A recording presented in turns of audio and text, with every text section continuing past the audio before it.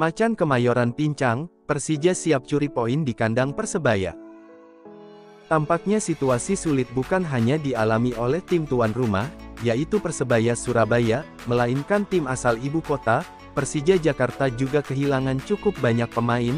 Jelang duel panas nanti, laga Persebaya Surabaya versus Persija Jakarta akan berlangsung pada besok malam, tepatnya tanggal 5 April tahun 2023, di Stadion Gelora Joko Sidoarjo.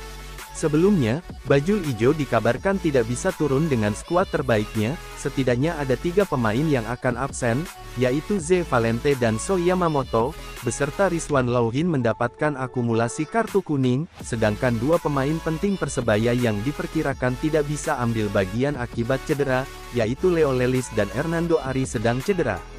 Namun, dalam laga nanti, bukan hanya nasib Persebaya saja yang malang, melainkan nasib tim tamu, Persija Jakarta juga tidak tampak baik. Setidaknya Persebaya tidak bisa mengandalkan 3 pemain asing, Hano dan Yusuf yang sudah lama absen akibat cedera, beserta ada 4 pemain penting yang mendapatkan akumulasi kartu, yaitu Michael Kermencik, Rico Simanjuntak, M. Ferrari dan Alfrianto Niko.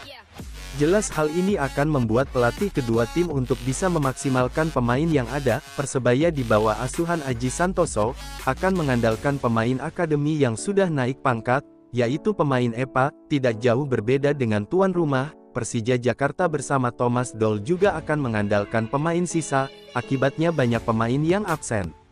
Persebaya Surabaya jelas akan menjaga 3 poin di hadapan ribuan bonek, sedangkan bagi Persija, mereka akan memperbaiki rekor tandang mereka, yang belum sekalipun menang.